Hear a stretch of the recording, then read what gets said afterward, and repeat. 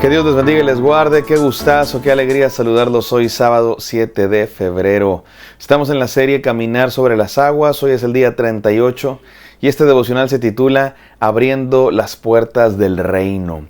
Estamos estudiando la vida del apóstol Pedro. Continuamos y recuerden que estamos en una segunda etapa de la vida de Pedro y que es un momento crucial, muy importante. Es un momento único en la historia de la fe y en la historia del apóstol Pedro también, porque miren lo que está pasando. Jesucristo ascendió a los cielos. La Biblia nos dice que Jesucristo estuvo 40 días apareciendo a sus discípulos resucitado. O sea, después de la resurrección, Jesucristo estuvo por 40 días apareciéndose a sus discípulos, restauró a Pedro y luego los comisionó, les dio la gran comisión: hagan discípulos a todas las naciones. Y dice la Biblia que en ese tiempo Jesucristo les prometió a sus discípulos que vendría el Espíritu Santo. Así es que cuando Jesús ascendió a los cielos, los discípulos se quedaron juntos. Y esto es importantísimo, porque Jesús ya no está con ellos, el Espíritu Santo aún no viene, pero los discípulos están juntos esperando el cumplimiento de la promesa. Y esto nos lo narra el libro de los Hechos, capítulo 2. Y la Biblia nos dice que al día número 10, después de que Jesús asciende a los cielos, en el día 10 viene el Espíritu Santo a los creyentes que estaban reunidos en Jerusalén, como 120, los 11 apóstoles y algunos otros, mujeres y algunos otros seguidores de Cristo Jesús, y el Espíritu Santo viene sobre ellos. Y este es un momento importantísimo en la historia del cristianismo, en la historia de la humanidad y en la historia del apóstol Pedro, por supuesto. También se nos habla de los discípulos hablando el Evangelio y la gente de Jerusalén escuchando en su propia lengua. Y en ese momento hay una fiesta, la fiesta del Pentecostés, que es una fiesta importante. Por lo tanto, hay judíos que vienen de todas partes, de la diáspora, gente que habla diferentes idiomas, y cuando los discípulos comienzan a predicar el Evangelio, cada uno escucha en su propio idioma. Dios hace un milagro. Bueno, la Biblia nos habla de un viento fuerte, de lenguas de fuego sobre sus cabezas. No nos vamos a concentrar en esa escena, nos vamos a concentrar en la respuesta de Pedro, porque no estamos estudiando el libro de los Hechos en particular, ni la historia de la iglesia en específico. Estamos estudiando la vida de Pedro. En otras series de sermones y devocionales podremos estudiar más detenidamente lo que pasó aquí en el día del Pentecostés y la venida del Espíritu Santo. Pero sí lo vamos a estudiar porque Pedro toma la palabra y nos va a explicar qué pasó. Y me parece que esto va a ser por un lado muy interesante para nosotros, saber cómo lo explica Pedro, pero sobre todo muy desafiante para nosotros como cristianos, como siervos de Dios, porque lo que hace aquí Pedro es algo extraordinario y que va a ser literalmente la primera predicación del Evangelio en la historia de la iglesia. Aquí nace la iglesia. Este es el nacimiento de la iglesia. Porque la iglesia es una comunidad de creyentes que existe por el poder del Espíritu Santo. Y aquí es donde descendió el Espíritu Santo sobre los discípulos y comienza la iglesia. Este es el nacimiento de la iglesia. Y el apóstol Pedro va a ser el primero en predicar. Cuando la iglesia nació, el primero en predicar el Evangelio fue Pedro. Por eso Jesús le había dicho: a ti te daré las llaves del reino. Literalmente lo que estamos viendo aquí es Pedro abriendo las puertas del reino, inaugurando la edad del Espíritu Santo, la era de la iglesia. Y es un momento extraordinariamente importante, así es que vamos a leerlo con cuidado y encontrar enseñanzas para nuestra vida. Vamos a Hechos 2, del 14 al 36, no sin antes orar. Gracias, Padre Santo, gracias por tu palabra maravillosa que llega a nuestras vidas, Señor. Gracias porque enviaste a tu Espíritu Santo como prometiste, Dios mío, y la iglesia nació y Pedro fue lleno del Espíritu Santo, compartiendo el Evangelio de manera poderosa, y la gente se convirtió a ti. Y hoy queremos, Señor, recordar eso, no solamente como una clase de historia, sino como un ejemplo vivo de lo que tú sigues haciendo en la vida de tu iglesia, Padre Santo. Te pedimos que nos hables el día de hoy en el nombre santo y poderoso de Cristo Jesús, Señor nuestro. Amén. Amén, queridos. Vamos a Hechos 2, del 14 al 36. No lo voy a leer todo letra por letra. Yo les invito a ustedes que sí lo hagan. pero vamos a entender esta historia y encontrar enseñanzas para nuestra vida. Dice así la palabra de Dios. Entonces Pedro, con los 11, se puso de pie y dijo a voz en cuello: compatriotas judíos y todos ustedes que están en Jerusalén, déjenme explicarles lo que sucede. Presten atención a lo que voy a decir. Estos no están borrachos, como suponen ustedes. Apenas son las 9 de la mañana. En realidad lo que pasa es lo que anunció el profeta Joel. Vamos parte por parte. ¿Qué está haciendo el apóstol Pedro?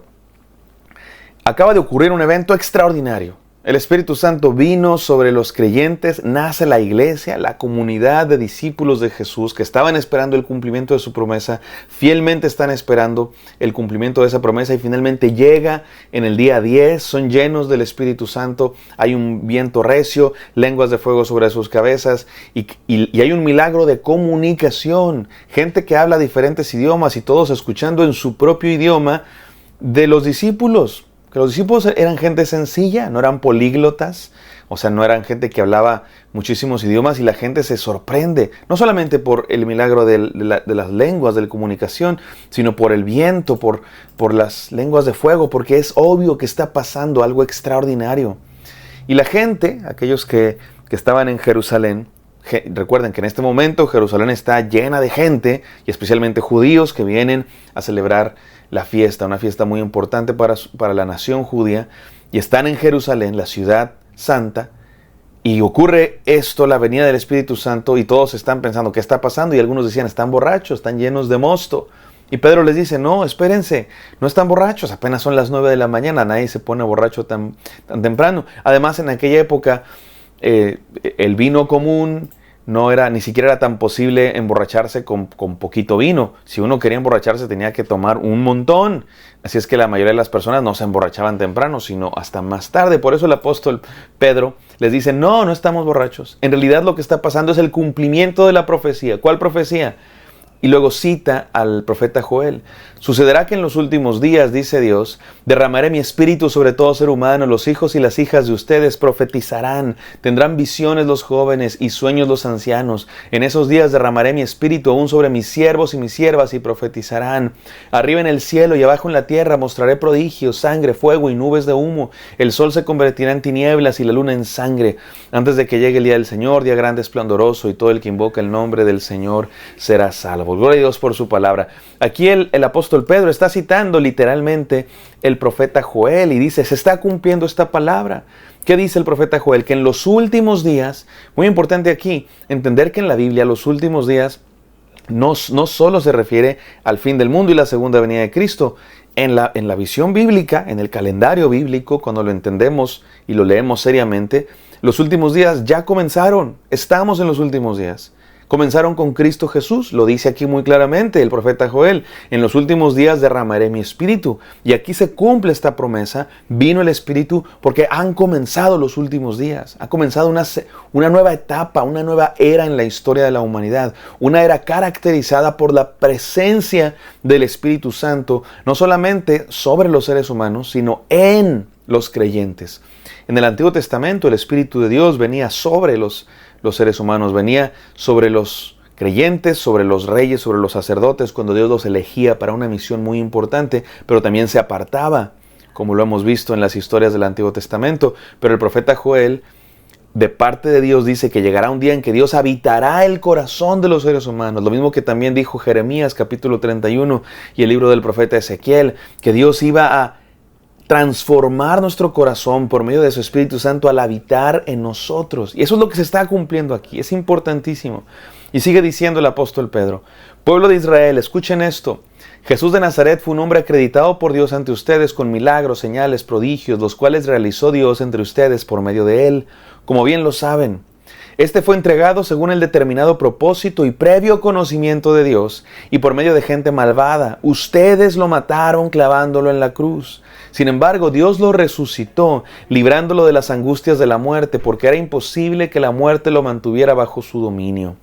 Gloria a Dios. ¿Qué está haciendo aquí el apóstol Pedro? Está predicando el evangelio, y muy directamente, y muy, incluso de manera, confrontando a la gente de Jerusalén. Les dice, ustedes lo mataron.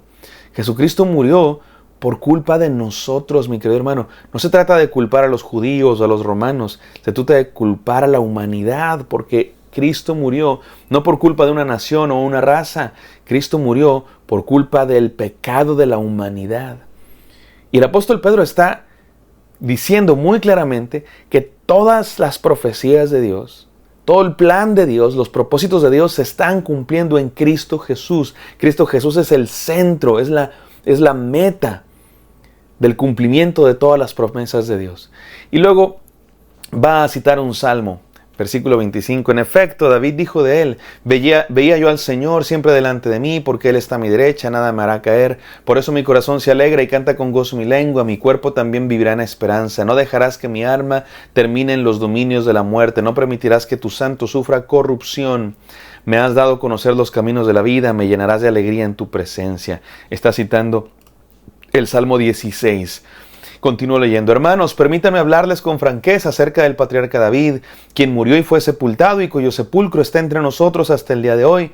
Era profeta y sabía que Dios le había prometido bajo juramento poner en el trono a uno de sus descendientes. Fue así como previó lo que iba a suceder. Refiriéndose a la resurrección de Cristo, afirmó que Dios no dejará que su vida terminara en los dominios de la muerte, ni que su fin fuera la corrupción. A este Jesús Dios lo resucitó, y de ellos todos somos testigos. Exaltado a la derecha de Dios y habiendo recibido del Padre el Espíritu Santo prometido, ha derramado esto que ustedes ahora ven y oyen. David no subió al cielo y sin embargo declaró: dijo el Señor a mi Señor, siéntate a mi derecha hasta que ponga a tus enemigos por estrado de tus pies. ¿Qué está diciendo el apóstol Pedro? Está diciendo algo muy claro. Este salmo en el que David dice que Dios no va a dejar que su alma permanezca en el Seol, que sufra corrupción.